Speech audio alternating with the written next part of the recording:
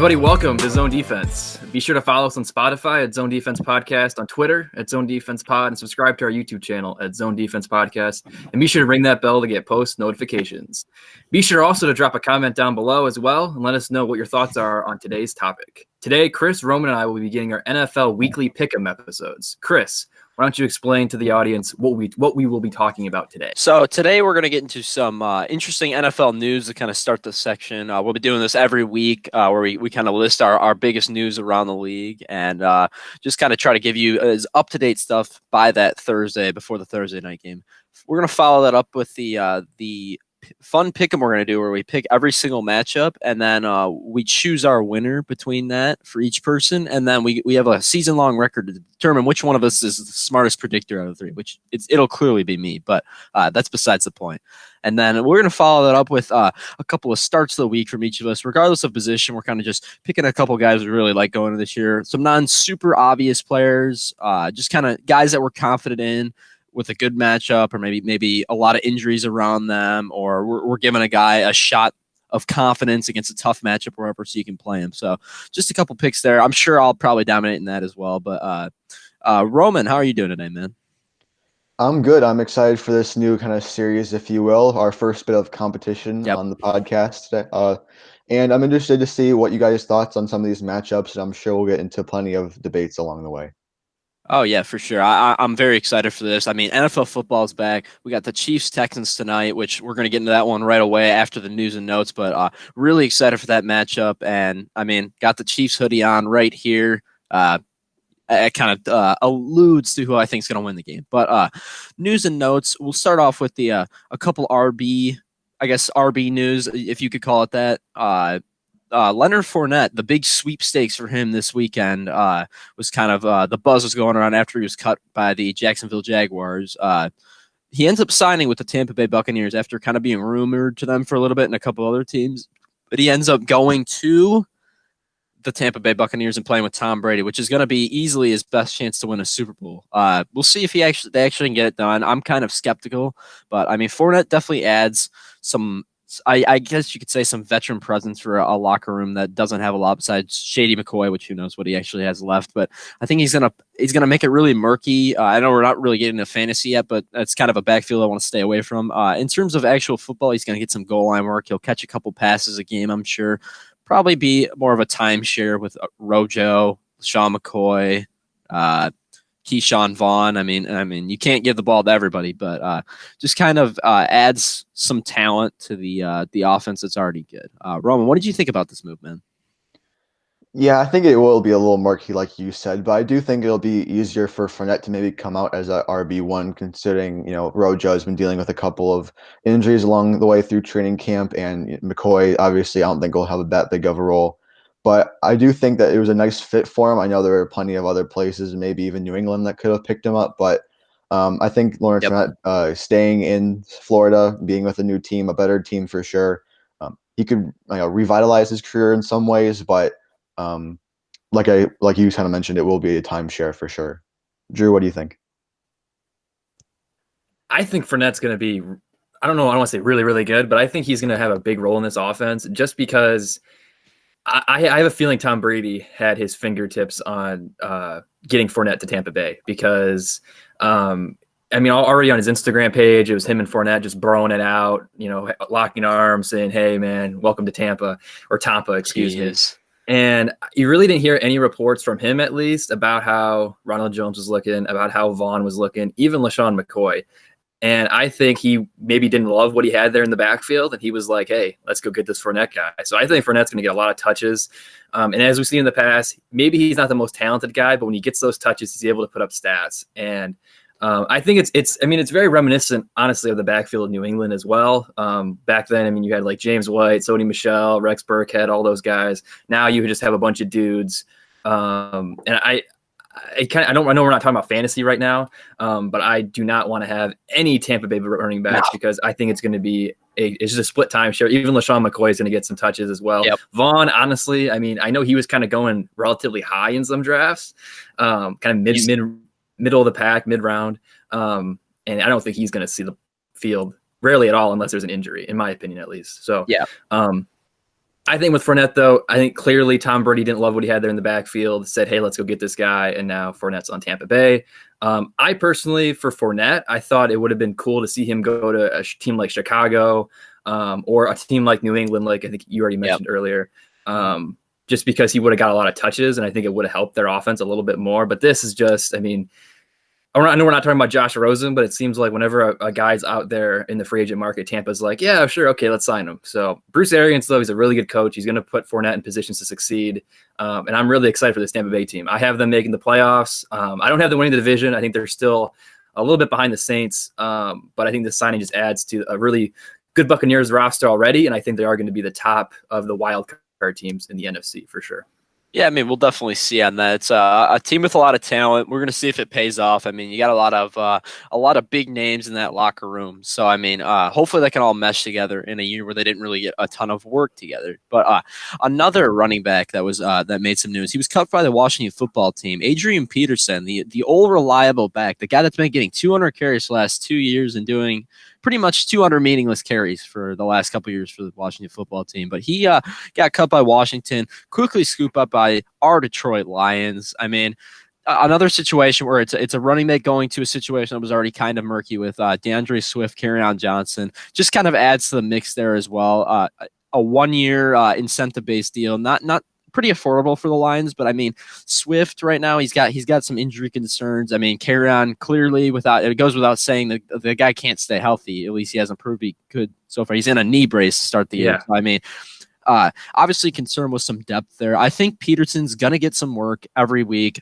probably about 5 to 8 carries, not really do a whole lot with them, but he'll provide some stability for this, a much needed Lions backfield, I guess. I don't think he's I think he's probably the third most talented running back in this, but availability is definitely a skill. And I mean, Peterson been very reliable, been on the field for pretty much every game throughout his career. Not a ton of injury history, but so a guy I guess we could kind of plug in if both Kerryon and Swift go down with an injury, and he would do a decent job with it. I agree. It's really weird. I don't know if you guys saw on Instagram the Adrian Peterson pictures of him in a Lions uniform. It just made me feel slightly uncomfortable because pretty much for the entirety of my formative years, I watched Adrian Peterson with the Vikings just torch the Lions 2 Sundays a year. And it was really it was just weird seeing him wearing that Honolulu blue, but it was also really cool. Obviously, Peterson's not the MVP he was in his prime, but he's still a reliable running back, I think. I mean, he was a 1,000-yard rusher 2 seasons ago, and he had about 900 rushing yards last year. Is still not like a top tier running back, but still above average in my opinion. I think he's going to bring some really good leadership and kind of a veteran presence to that really young running back room. And I'm just really excited to see him play. I think he's definitely get some playing time because, as you mentioned, Chris, Swift is already hurt. Kerryon's going to get hurt, and I'm going to say, week 4? I mean, as weak as Will Fuller's hamstrings are, as we talked about in our other episode, Kerryon's knees are just as weak. So he's going to get hurt here early in the season. Hopefully Swift, I mean, I'm really high on him, but he also dealt with injuries in his past as well when he was with Georgia. So Peterson's going to get some touches, and I think it's going to be interesting to see if he can play well. He's also reunited with Darrell Bevel, who was his OC there in Minnesota. So I think he's going to – I know people are like, oh, man, who cares? But I think he's going to have a really good year for us. An MVP level year, but he's still going to be a net positive and really help this offense and help this team overall. Yeah, I agree. Just to double back, when they made that signing, it was really early on. They announced it as soon as I woke up that morning, and it was a complete shock to me. But I do think he has some left in the tank. He'll be a leader, like you said, Drew. And in a running back room where it's going to be a little hectic, injuries are going to come. It's inevitable. Peterson can stand out from that group and provide some stability in the backfield. And I know he's only been in Detroit for a week, but I do think he'll play some sort of role week 1. And I wouldn't be surprised if he, had some good stat lines. He's still chasing some records, obviously. So he can do that in Detroit. And it's going to be really odd seeing that, but I'm not going to complain for sure. Yep. It'd be really cool if he passes Barry Sanders on the all-time rushing list with the Lions. I think he's about 1,085 yards shy of that, which that'd be really cool. But I know he's not the same player, but I love the energy. I love the buzz. There's a buzz now in the air with Detroit Lions fans. I mean, they're going to get off to a good start here, and everyone's going to be saying, "Oh, playoffs, baby!" And then they're going to fall apart there down the stretch, like they always do. But Peterson and the Peterson signing just adds to that energy that I was already feeling months ago.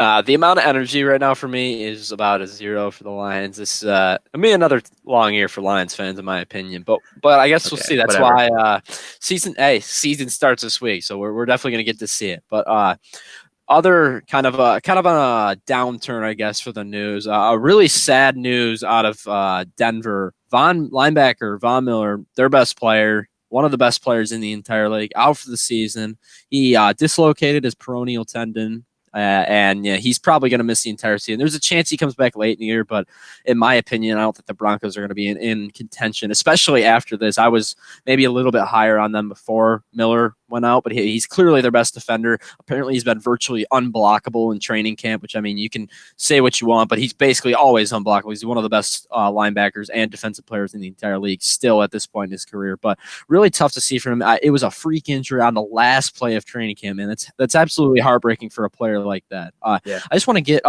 Drew first, your input on kind of what he means to that defense and what do you think this Broncos team is going to be this year?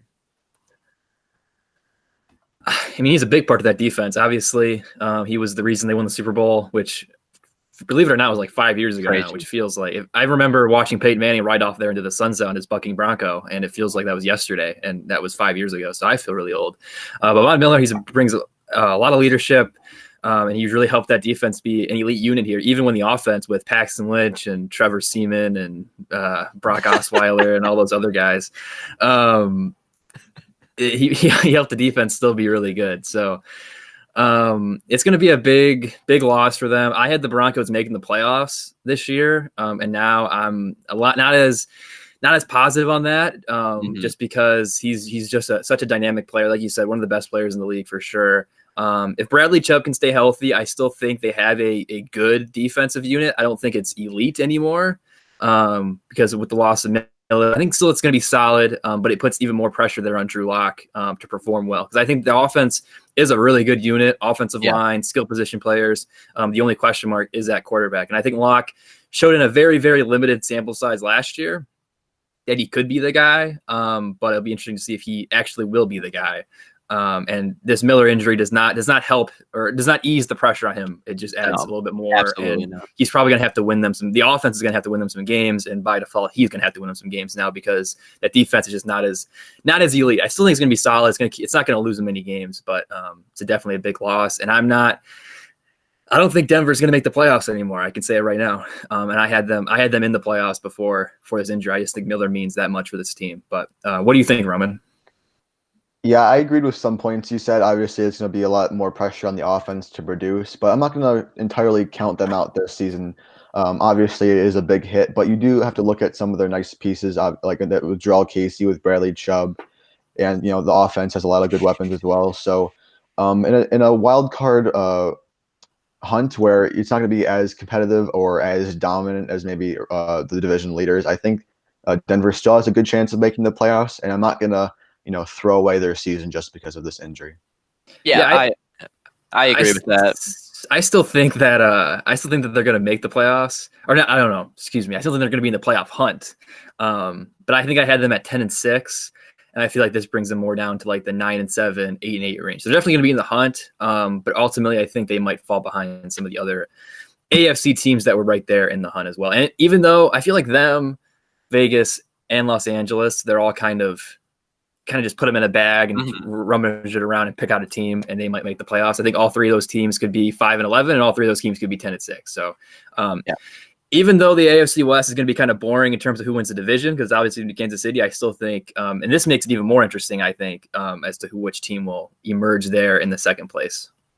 Yeah, I 100% agree with that. That was what I was going to say before I kind of cut you off there. I'm sorry. I think that's my bad. But I really think that second place spot is wide open in the West because I think the Chargers are a good team. I thought it was wide open before, but I think this really opens it up even more. I think all three of those teams you can make a case for. The Raiders, they're much improved this year. The Broncos as well, and the Chargers. Maybe not as much improved, but the defense a little healthier. Minus Derwin James, which is maybe it should have been on the news and notes as well. Derwin James injury, really tough for him to see as well. But to see if Tyrod Taylor, Justin Herbert can get it done there as well. I think you can make a case for all three of those teams coming in second place in the division and making the playoffs. I could see multiple teams out of that list of three that also end up in the playoff At least for all sure. three of them might be in the playoff hunt, and I think two of those teams will actually make the playoffs. So definitely going to be fun to watch for sure. Right before we get into the pick'em, we got a couple more news pieces here. Contracts. I mean, there's been an absolute uproar of massive deals lately. I mean, you got Deshaun Watson start off 4 years, $156 million, the second largest contract in history, and he's signed through 2026 now. So I mean, Watson really locked up for a long time. The centerpiece around the Texans franchise, just an absolutely great player. They got to build around him and try to get back to the playoffs and to maybe a Super Bowl at some point. I think he's that good of a quarterback and can lead him there. Just terrible roster construction around him, in my opinion. So, but we're gonna get to see him tonight. So we'll see what he can do against this Chiefs defense. But also we got Joe Mixon, a big deal there as well. 4 years, $48 million. He was about to be a free agent, so locking him up, that's gonna be big for Joe Burrow and co. And a guy that can be a foundational piece for this offense. Then you got DeAndre Hopkins, the former Texan, now Cardinal, now signed 2 years. $54.5 million. He is signed through 2024. Great news for Cardinals fans, such as myself. Really good news there. Bandwagoner. Oh, yeah, absolutely. Hopkins is just an absolutely great player. It's great news for if you're a Kyler Murray fan, if you're playing in a dynasty league in fantasy, either one of those guys being Murray or Hopkins, it's only increases their value. So big for them. Jalen Ramsey and Tre'Davious White's a couple big paydays for shutdown corners. Ramsey 5 years, $105 million, and Trey White 4 years, $70 million. And I don't know if anybody saw the emotional kind of interview he had about how he wanted to give back to his family and stuff, and he was going to give back a lot of that money. Trey White, an absolutely great player on and off the field. So which one of these interests you the most, Drew? Which one of these contracts? I mean, from a comedic standpoint, the Joe Mixon one was kind of funny because he said he had a quote unquote migraine, and then he was, as soon as he signed the contract extension, suddenly the migraine went away. So I thought that was kind of funny. I think the Trey White one really interests me because if you remember, Stephon Gilmore, they had him and they let him go. And yep. Yeah. And they didn't sign him. They didn't re-sign him. And I think this just really kind of shows how they want to keep their guys now. And I think it really shows the stability in that franchise. I mean, I know it's before our time, but Buffalo, they made the Super Bowl 4 years in a row. And, but then for the most of our lifetime, they've been just absolute laughing stock. And I think just shows that they're with Sean McDermott there, with the front office, that they're ready here to compete consistently. And they're going to be a really good team this year. And I think this contract just shows they plan on being a really well-run franchise for years to come, as well as be competing for Super Bowls here. I think this season and probably for the foreseeable future. Yeah, the contract that interests me the most is DeAndre Hopkins, 2 years, but you gotta remember he didn't have an agent and he negotiated it himself. And along with that deal, he was a no franchise tag clause and a no trade clause. So that just shows the power of the players and what they can do on their own. And I think it was a good deal on his part. He deserves it, obviously, being one of the best wide receivers in the game, and provide that support for Kyler Murray and the rest of that offense. I think it's a mainstay for them, and it'll pay dividends down the line for sure. Yeah, I agree there. Hopkins, obviously one of the best receivers and players in the entire league. I'll just get into this last news and note right before we get into the pick'em. Just Ryan Shazier, awesome linebacker for the Steelers, after suffered that freak injury. I believe it was on a Monday Night Football game against the Bengals a few years ago. Absolutely devastating injury. He officially retires from football, but a great player there. He's certainly going to be missed on the NFL field. One of my favorite linebackers to watch, and one of my favorite linebackers to play in Madden with. He was a great user. So, I mean, he'll always have that as well in my heart. A guy that means a lot to me on the field. So I think he's a great dude off the field as well. And he's obviously an awesome player. And it's a bummer, man. It sucked that he had the tough injury. But if anyone else has anything to add there, go ahead. But I think we can get into the pick'ems now after. Yep, go ahead and start us off, Drew. Yeah, so as Chris said at the top, we're each going to pick a team here, and then on next week's episode, we'll kind of break down and see how we did, and then we'll keep track of the season records, and maybe the winner will get something, the last place guy will have to do something stupid, who knows, but we'll figure that out when the time comes. But the first matchup is the Thursday night game, which will be tonight, the day we're recording, and I believe the day this episode will go up. So Roman, why don't you start us off here? Kansas City, Houston, who you got? Rematch AFC divisional game from last year. Yeah, it seems like these two teams play each other every year. I remember for the past couple of years, but I think this matchup is a good opening to the season. Two great quarterbacks, two decent offenses. Well, obviously Kansas City is great. Houston is might be struggling a little bit, but I do think it'll be quite a close game. But obviously, I will have to go with the Chiefs on this one. Not really too much to say there, but what do you guys think?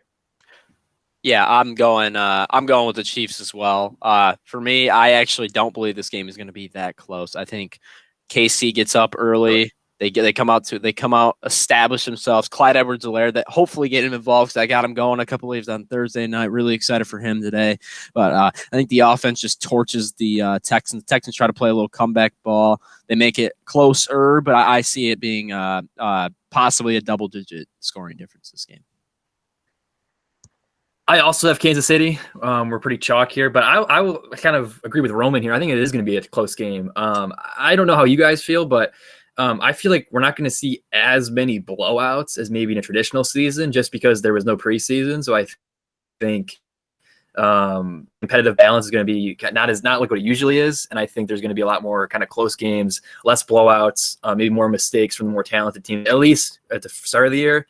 And I'll be honest, I almost thought Houston was going to win this game. I almost picked them. I just feel like, I know we criticize Bill O'Brien because he's not a great GM, but he is a good coach. Obviously, Deshaun Watson's one of the best quarterbacks in the league. We already talked about his extension. I think they're going to be a solid team this year. I know Roman is all in on the Texans. I'm not as high on them, but I still think they're going to be a solid team. So I think it's going to be a close game. And I almost picked Houston to win just to be kind of different, but ultimately I think Kansas City is going to win, because they always win their openers. It feels like they always play really well at the game. Oh yeah, so they usually come out in a hot start. So. Yeah, so we're all pretty chalk there. But I believe I know for a fact we have a little bit more kind of debate on this next game: the Chicago Bears versus Detroit Lions. Obviously, we're all Detroit Lions fans. At least Chris claims he's a Detroit Lions fan, even though he just picks against them every time. So I kind of teased it there. But Chris, who do you think is going to win this Bears Lions matchup? It's tough picking for Trubisky in any matchup, but I'm playing to win here. I'm not going to be a homer or anything. I actually believe the Chicago Bears are going to get the job done in this matchup. It's going to be a pretty low scoring game, I think. I believe that the Chicago defense will keep them in the game no matter if they win or not. And Trubisky, he always seems to light up the Lions defense. Pretty much the only reason he still got a job. I think he's going to do it again. Start off the season with 3 passing touchdowns, and they win the game. Yeah, no, I completely disagree. It was quite funny where Nagy said, "Oh, we're not going to announce a starter until like the day before the game between Foles and Trubisky," but they still announced it days in advance. So I think that the Lions are going to take that to their advantage to prepare a little bit for Trubisky. Obviously, they don't want to be embarrassed by him again, but I think this time around, Stafford, a healthy Stafford, and quite a few new pieces, new faces on offense and defense. I think, it could be a hard time for them. And, I think it won't be low scoring. I think it'll be like a 34-16 kind of game, but it could be a little stressful at some points, but ultimately I think Detroit's going to win. Yeah, and this is even a homer pick for me. I think the Lions are just overall a better team than the Bears. Their defense is good, obviously, but not as good as it was in 2018. They did lose some pieces. I don't love their secondary that much, and I think Darrell Bevel, Matthew Stafford, Kenny Galladay, the whole team is just going to come out on fire and score some points. I think it's going to be a relatively low-scoring game for the most part, but I still think the Lions are going to score enough, and I think the Lions' defense is going to be not an elite unit this year, but I think it's going to be at least better than it was last year, which isn't saying much, but at least league average, maybe slightly above that. And I think they're going to do enough to limit the weak Trubisky. And I wouldn't be surprised if we hear here in a couple days after this game that Nick Foles will be starting week 2 because he can't score against the lowly, quote unquote, lowly Detroit Lions defense. So I think the Lions are going to win this game by 10 points. I'm going to even put a point margin on it. So Obviously, we're all excited for that game because Chris just loves to hate the Lions, and I want nothing more than the Lions to win 42-14 against the Bears. I think that would be amazing. But probably a more nationally probably acclaimed game, at least for this week, is the Seahawks-Falcons, the two bigger franchises a little bit. So, Roman, why don't you start us off? Seahawks or Falcons?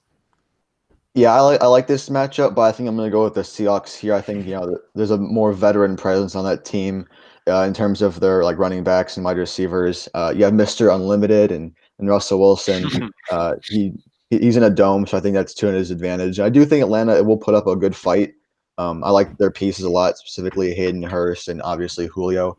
But ultimately, I do think Seattle will win this game. And I'm going with Atlanta, baby. I'm going a little bit off the ring a little bit here again. I believe that the Seahawks are the better team, but I think Mr. Unlimited looks a little limited in his first game back. I believe Atlanta. They had a stretch of games last year where their defense looked like it was the best in football throughout the middle of the season. I think this is going to be one of those games. They're all healthy. I think they start off the year with a bang. They beat the Seahawks in a close game, a fun game that I think it's going to be high scoring, but not as high scoring as people think. I think that the score will probably be in the mid to high 20s for each team. And I think in a close game, Atlanta wins based on their offense, but I think their defense also steps up in a big way this week.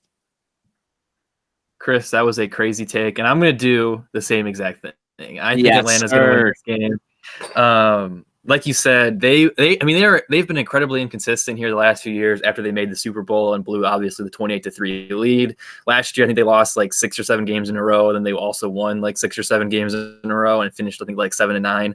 So a lot of that was due to injuries, their defense underperforming, their offense underperforming. I think they come out of the gate strong here. They want to prove some of these people wrong, and I think they're going to play really well. I think Todd Gurley's it looks healthy reportedly. I wouldn't be surprised if he has a big week 1, even if he does get injured by midseason. So I like this Atlanta team. I think Seattle is, I don't want to say overrated because I still think they're going to make the playoffs, but their defense is not what it used to be, in my opinion. It's still a solid unit, but I think this dynamic Atlanta offense is going to be able to score some points against Seattle and get a big week 1 victory.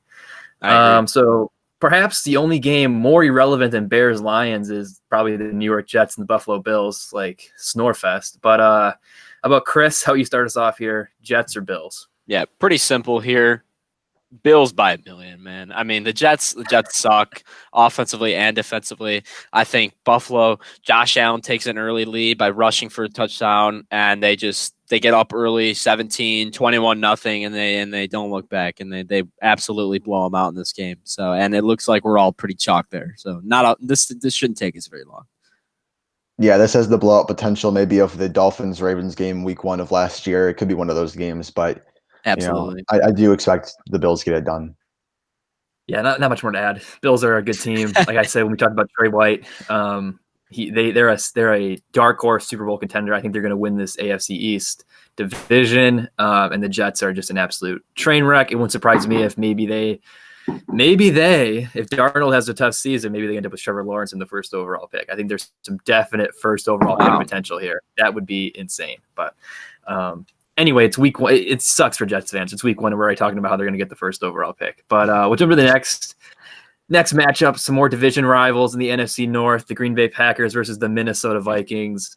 Roman, I know you dislike both these teams, but if you have to pick one of them, who's going to win this week? Yeah, normally in the past, these two teams put up a good fight against each other, and I do expect the same thing. Minnesota has a possibility of winning, but you have to remember, or kind of just recently, they put Danielle Hunter on the IR, so he will miss the first 3 games of the year. They do have Ngakoue, though, which I do think will give him a huge advantage as well. But ultimately, I'm not going to deny Aaron Rodgers. He gets it done, and I think this is no different here. Yeah, I absolutely agree with everything that you said there. I think Green Bay, I mean, Rodgers clearly has something to prove this year after they took his heir apparent in the first round and a non-pass catching running back in the second round that doesn't help him at all. So I think he has something to prove, and he's going to prove it this week. I think he's going to have a big week, and they're going to beat the Vikings. I think it'll be pretty handily, actually. I think this will be a high-scoring game, but I think Green Bay will win by a touchdown at least. Yeah, I wish we could debate more, but I'm actually surprised that no one picked the Vikings. But I also agree. I think the Packers are going to win this game. I think Aaron Rodgers is going to have a really big season. I think he's heard the noise from the offseason about people don't think he's got it anymore. That's why he's a member of my fantasy roster, because I think he's due for a really big season.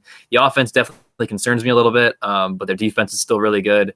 And I think it's going to be a close game. I kind of disagree with you there, Chris. I think Minnesota is still a solid team, but ultimately, I think Kirk Cousins shines away or goes away from the bright lights once again, and Aaron Rodgers rises to the occasion, and Green Bay rises victorious. But we're going to do another game, which typically is a blowout, at least in recent years. But obviously, with all the turmoil and turnover, in New England, this Dolphins-Patriots game is a little more intriguing than it might have been for the last 10 years. So, Chris, why don't you start us off here? Miami or New England?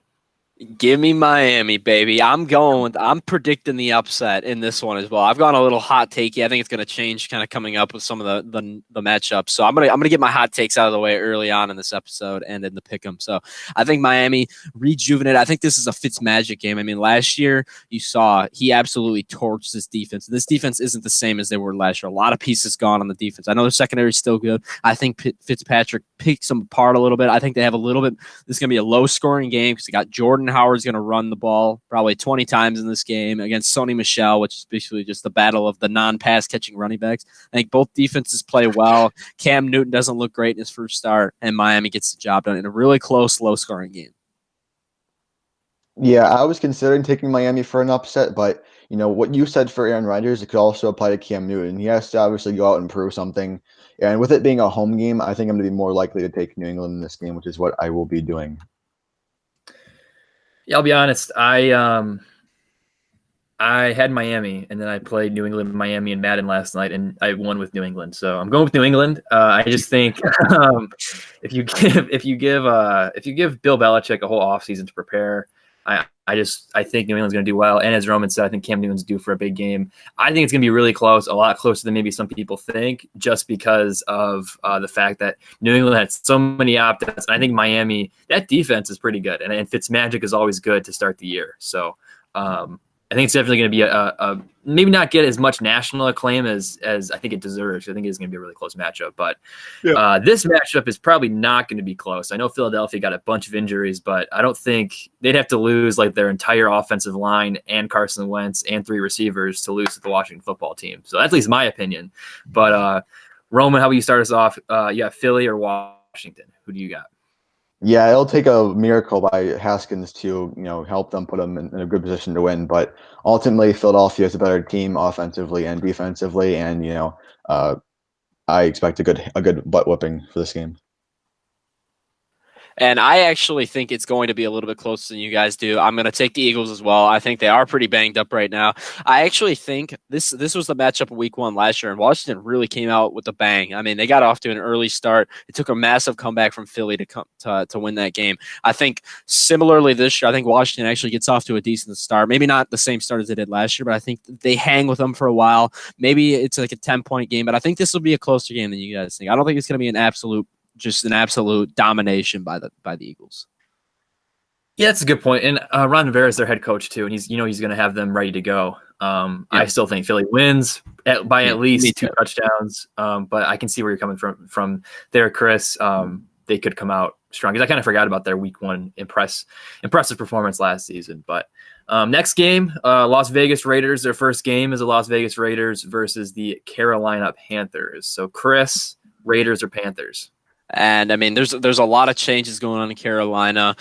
Some excitement with Teddy Two Gloves stepping into the quarterback role and a bunch of new defensive pieces.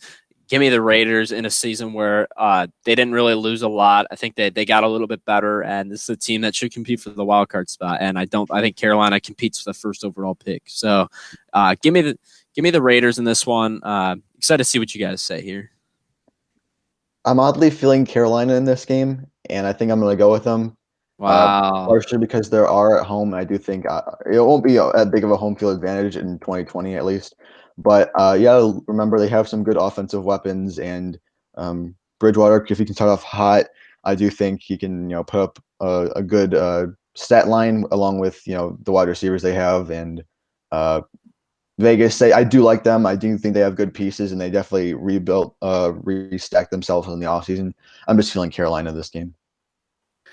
That's fair enough. I really like Vegas. I think they are a dark horse playoff team, so I think they're going to win against the lowly Panthers. I know they have a lot of improvements there, especially with Matt Rule as the new head coach. But if you remember, I know everyone likes to talk about how he turned around both Temple and Baylor, but their first seasons were pretty atrocious. So I think eventually Carolina's gonna be really, really good, but I think this season's gonna be really tough, and they're gonna lose to a lot of the teams. And I think the Raiders are gonna be that first team on the list because I really like Las Vegas. I think Derek Carr wants to shut some people up. Josh Jacobs has a chip on his shoulder. Brian Edwards, I know Chris loves Brian Edwards, but Brian Edwards is also baby, be really, really good.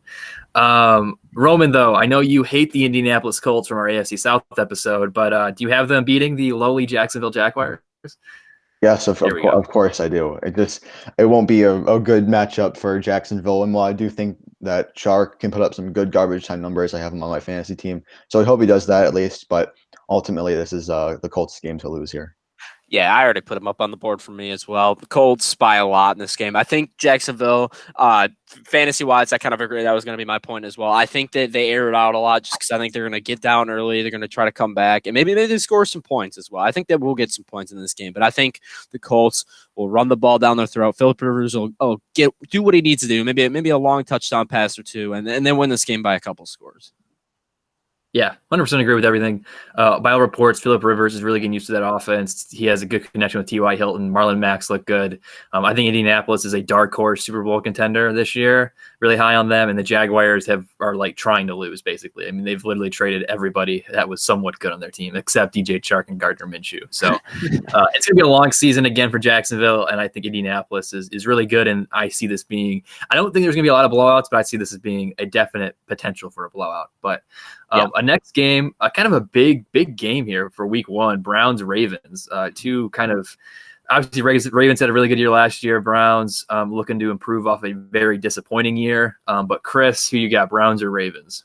Yeah, and this is the reason why the 1 o'clock games this week are so awesome. Because we already talked about Seattle, Atlanta, Green Bay, Minnesota. These are absolute, they're primetime level games right here, and this is no exception to that. I'm going to take Baltimore in what should be, I think, is actually going to be a really close game. I think Cleveland comes out with something to prove in week one. I think this is a 3-point game.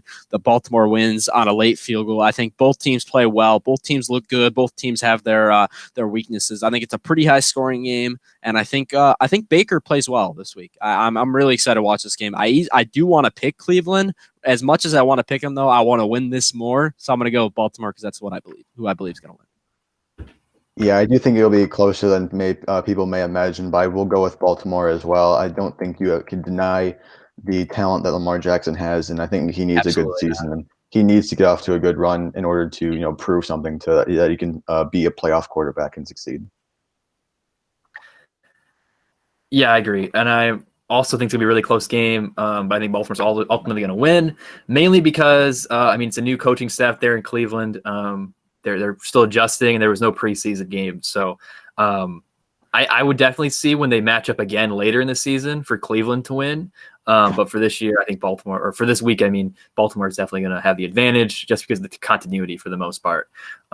So not as big of a matchup, but definitely two intriguing teams with the Chargers and the Bengals.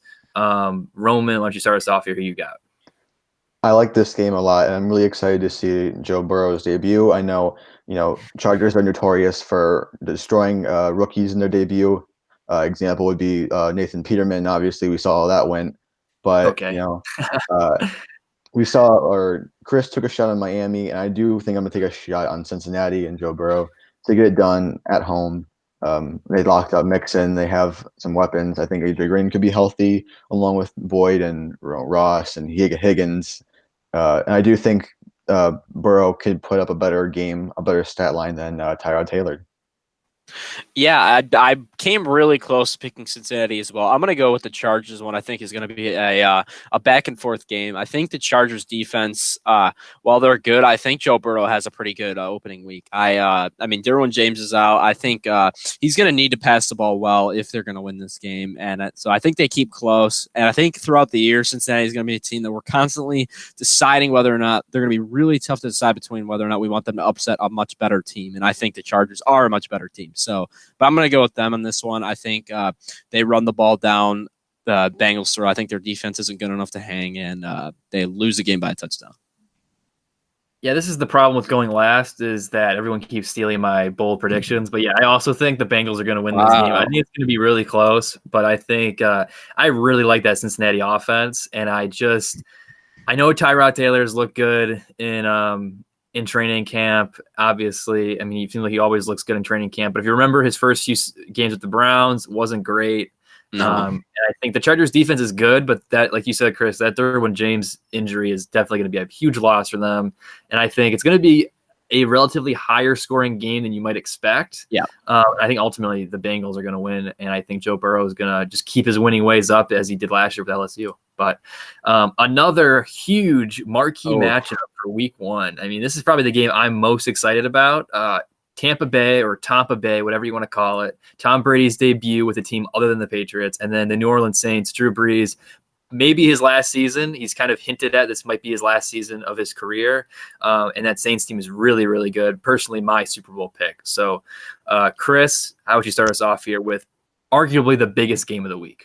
A very tough decision here, I think, in a high-scoring, fun-to-watch game. Also, the game I'm most excited for this week. A lot of points are going to be scored, a lot of fantasy points to be had here. I'm going with the Saints here, but I think it's going to be an absolutely barn burner of a game. It's easily going to be one of the best games of the year, in my opinion. Yeah, I completely agree. This will be a game that everyone should probably want to tune into.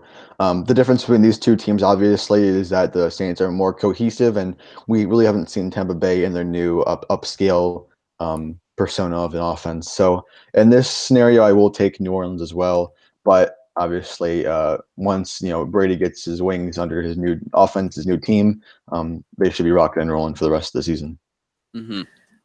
Yeah, not much to add. I completely agree with everything. I think very similar to the Cleveland-Baltimore matchup. I think that when these teams meet again later in the season, I think Tampa Bay is going to beat New Orleans, just like I think Cleveland's going to beat Baltimore eventually. But I think there's just way too many new pieces there for Tampa Bay, especially recently.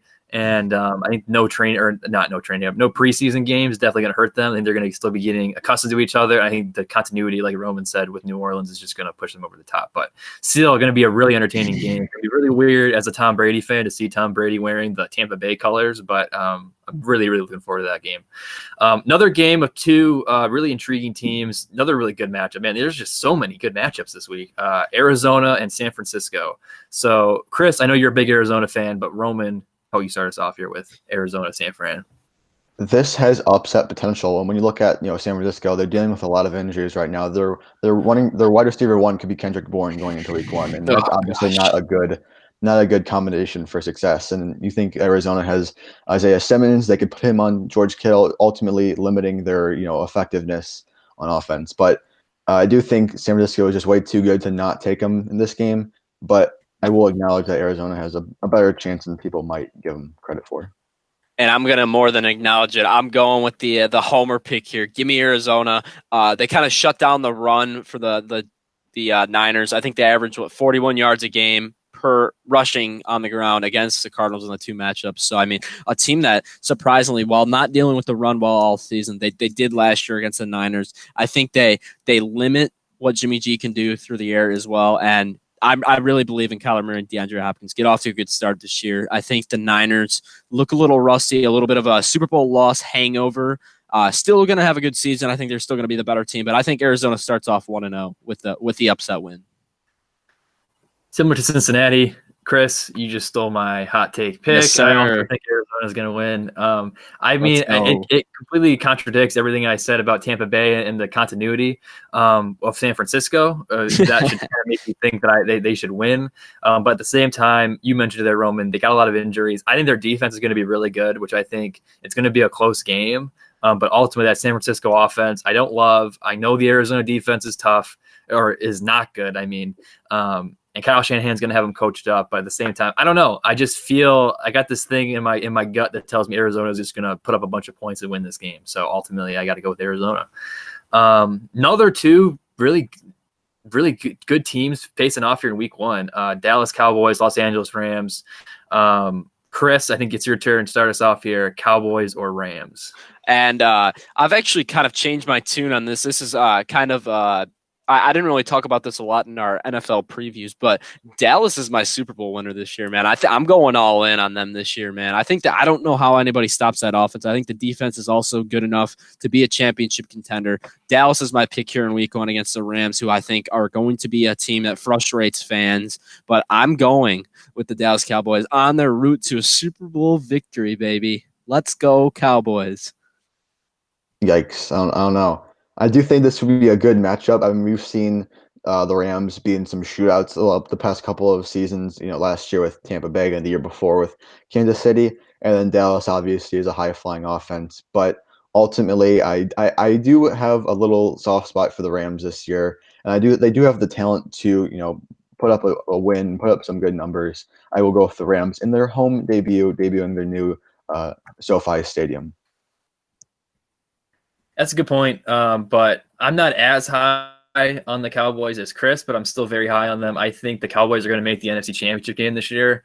And I like the Rams. I think they're a borderline playoff team, if not a guaranteed playoff team.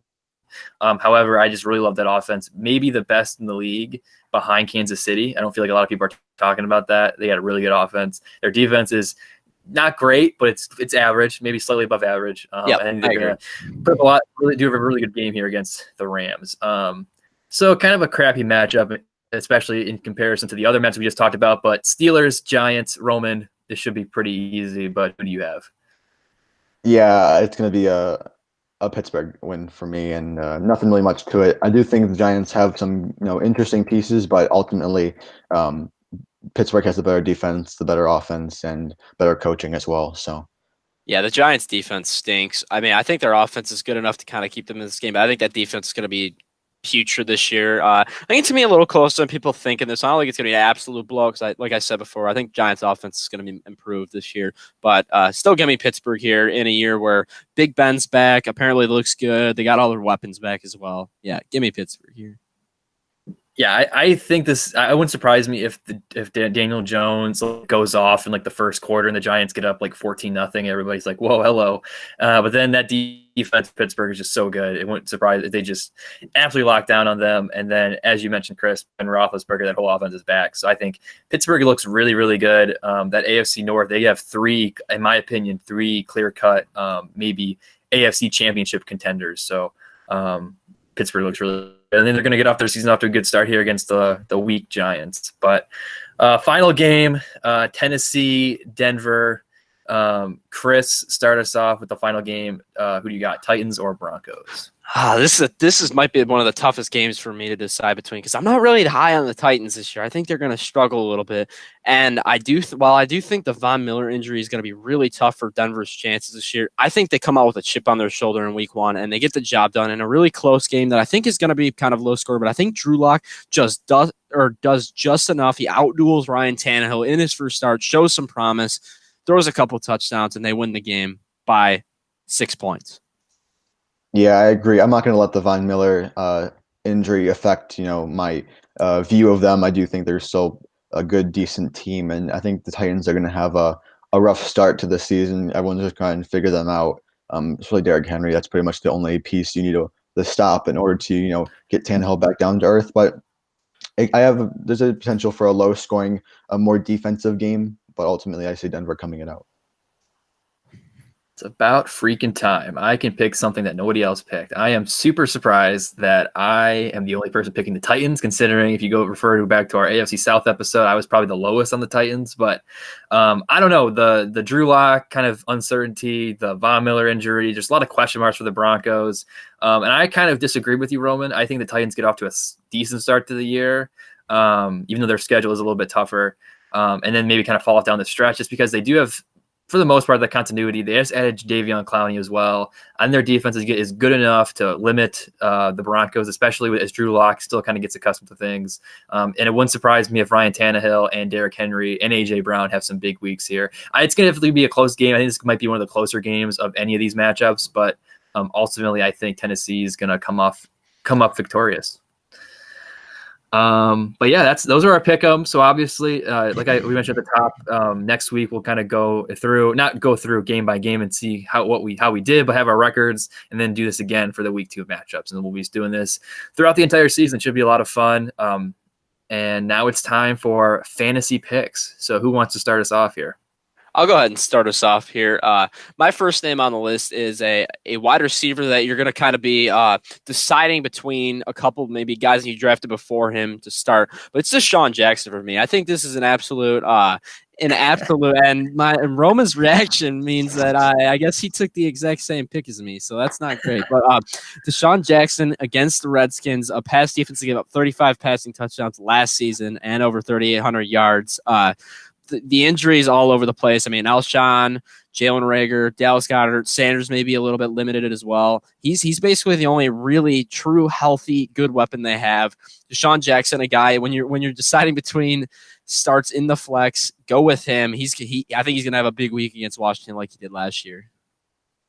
Yeah, I was gonna say everything you did, and I thought I was gonna be a little slick trying to make him my pick because he always goes off week 1 and then he kind of fizzles out. But if you want to shoot for the moon week 1, put him in your lineup.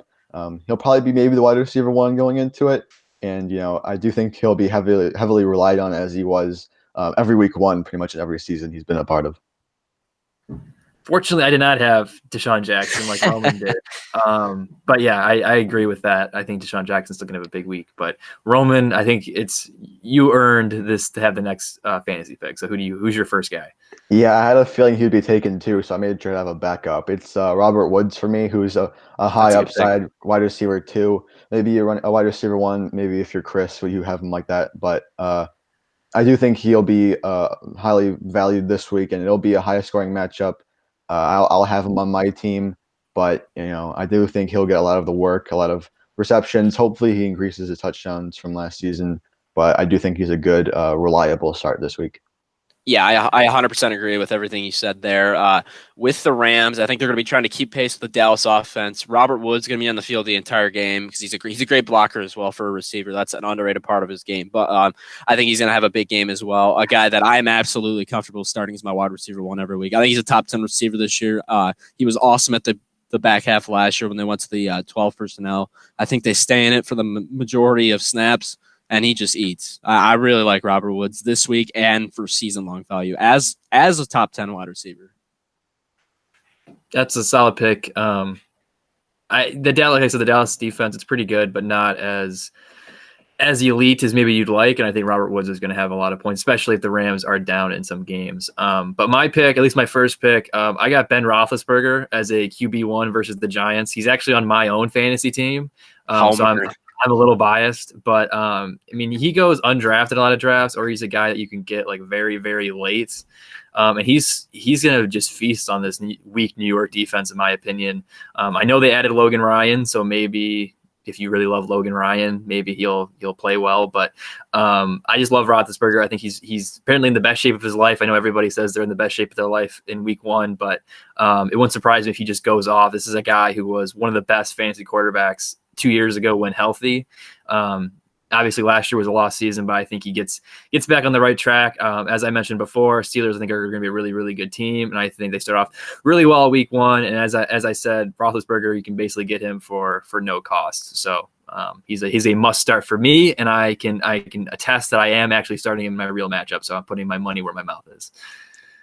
Yeah, I like the pick for sure there, Drew. I think as we're going to go over in a second, if I'll let Roman add a little bit about Big Ben, but I think he's a very good starter. He's going to be a top 12 quarterback this week. I am starting him in a league as well. I did trade him to Drew in the league we're currently talking about, so he's going to be using him this week. But I think he's going to have a big week as well. Yeah, I have no problem with that pick. He could finish in the top 15 this week, but obviously I kind of have a few other personal favorites that I'd rather start. But you can't go wrong with him as a quarterback start, considering they're playing the Giants. So. And yeah, I think this is going to be a higher scoring game than people think. And I'm going to go over it with my next pick. It's James Conner. I think he's going to have a monster week 1. This is as healthy as he's going to be all year, man. I know he's an injury prone player. At least so far, the last couple of years, he's been kind of banged up in and out of the lineup. A lot of games where he leaves early and comes back or whatever and doesn't have a good fantasy game. But Mike Tomlin, he reinforces he is the workhorse of this team, the The guy's going to get the ball while he's healthy. He's clearly the best running back in this backfield. He's playing a crappy Giants defense, bad run defense. I think he gets 15 to 20 carries a game, some receptions as well, a touchdown, maybe 2, and he's a top 12 running back, maybe top 6 for me as well. I think this is an absolute smash play for James Conner this week.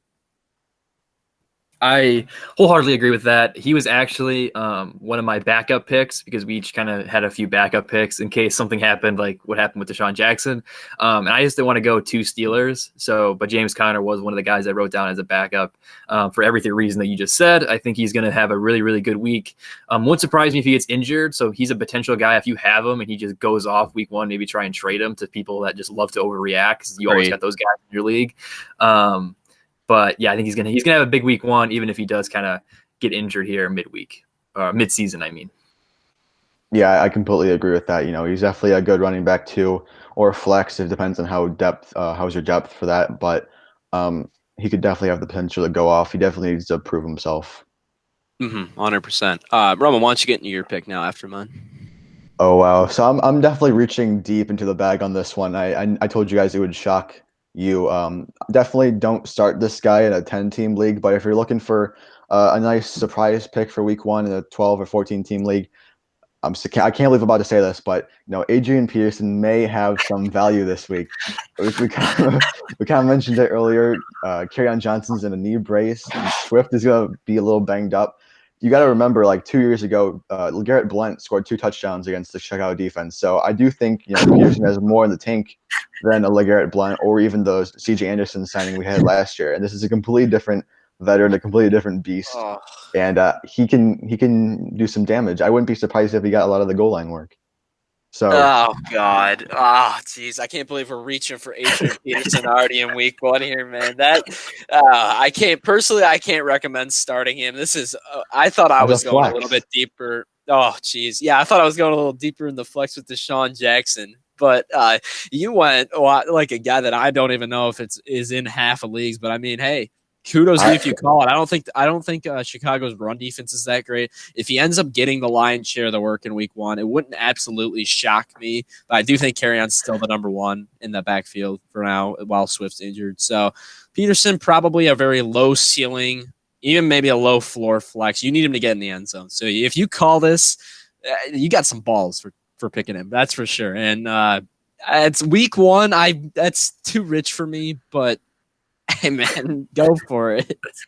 Yeah, I think this is just the definition of a homer pick because like I mean, you can get Peterson for basically nothing, which is a really good point. But in my opinion, at least, I wouldn't surprise me if he does have a pretty good fantasy season pretty soon, or for the rest of the season. But week 1, I think he's still getting accumulated the offense. It wouldn't surprise me, as Chris said, if Kerryon gets the bulk of the work. So if you call it though, man, I mean, kudos to you because that I thought my final pick is going to be kind of off the wall, but Adrian Peterson, I was not expecting you to say that. So. Hopefully it works out. As a Lions fan, I really hope he just goes off and has a monster week. But oh gosh. So I'll jump into my final fantasy pick. It's T.Y. Hilton. I know it's a little off the wall, but he's against the Jacksonville Jaguars. As I mentioned when I picked the Colts earlier, all reports from camp suggest that him and Phillip Rivers have a really good connection. As with most of the guys that we've selected here, they are probably going to get injured at some point, and T.Y. Hilton also kind of falls in that barrel. But I think he's going to have a really big week. Week 1, Jacksonville has literally nothing. Indianapolis has a lot of weapons on offense, but wouldn't surprise me if everybody on the Colts, including Phillip Rivers, has a really big fantasy week. So I think T.Y. Hilton could be a wide receiver 1 for your leagues. And I think for most people, he's probably like your wide receiver 2. So he could really maybe win you a week if you have 2 big weeks from your wide receivers. Yeah, I definitely like the pick for T.Y. Hilton here. I think this is a bad pass defense from Jacksonville. I mean, C.J. Henderson's a rookie. Probably will line up against him at some point throughout the game. And even if he doesn't, I don't really trust any other corners on Jacksonville. I think Jacksonville could score a little bit in this game too. So I think T.Y. Hilton, I think he catches a long bomb touchdown this week. Maybe not a crazy amount of volume for him. I think maybe 4 or 5 receptions with Phillip Rivers, including a touchdown, is what you should expect. But I think he's going to get that long touchdown. I know not somebody we mentioned, and a guy that's on a lot of my my team this year. Another great start would be DJ Chark on the other side of the ball as well. I know we're not getting into more picks. This is just a guy I wanted to bring up. Just you need to start him if you have him. I don't care who's in the lineup. Get him in the lineup. Yeah, I can agree with Drew's pick. I know most players in the Colts are startable this week, and Yes. you know, like Chris said, he usually gets one deep bomb that's a touchdown, and that happens a lot in Week 1, I believe. Kind of similar to with Deshaun Jackson, but I do think Hilton is more viable for this offense, and you can put him as your wide receiver too, and be somewhat okay with that. So not a bad pick at all. I like it. We're definitely bringing it back down to earth on this last pick. Yeah, after the AP pick, you could have gone with you could have gone with like Nick Foles as the backup quarterback for the Bears. And I would have been all right with it at this point. I think Peterson, that's a ballsy pick, man. If it works out for you, you're gonna look really smart. But if it doesn't, people are not gonna trust your opinion a whole lot. It's a low stakes pick, and he's not projected much, but he has the opportunity to break that ceiling for sure. Yeah, I would agree. I think he could get a couple goal line touchdowns. So we'll see. There you go. See. Yeah, I also thought it was funny how Chris, you were so demanding in that you don't care who you have in their lineup, that you better start this guy at receiver. Get Chark in the lineup. Yes, get him in the lineup. He's gonna go off this week. But I think that concludes the first NFL Week 1 episode. Do you guys have any final thoughts on anything? Let's go. Football, baby. Let's go. Is back. Let's go. Finally back. Super excited, obviously. I think we're all going to be watching the game, at least parts of the game. That's going to happen tonight, and then we'll probably just be glued to our TVs the entirety of Sunday. So yeah, it's bad for the college workload for us. All this starting back up because nothing's going to be getting done Sunday or tonight or Monday night. So, yeah. Other than that, yeah, things are looking well. But who cares? Football's back. Yeah, I'm in shock that we're actually here. Really, really excited, and I think overall this episode was a success. I'm really looking forward to doing these. Another 16 of these throughout the season, plus some playoffs as well. Come so on, really, really exciting, really entertaining for sure. But that concludes this episode of the Zone Defense Podcast. Again, make sure you subscribe to us on YouTube, follow us on Spotify and Twitter at Zone Defense Pod. Search us on Apple Podcasts, and also be sure to comment there down below. Let us know what you thought about Mitch Trubisky's chances against the Lions.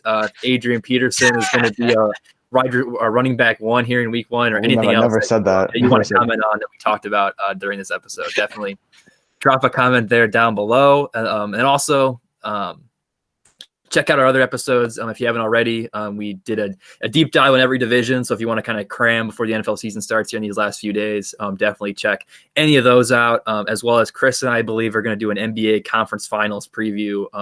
The Miami Heat are in the conference finals, but the other three series are still not done yet, so be on the lookout for that when those series are done. But yeah, thanks for watching this episode, and we'll see you next time. Peace out. See ya.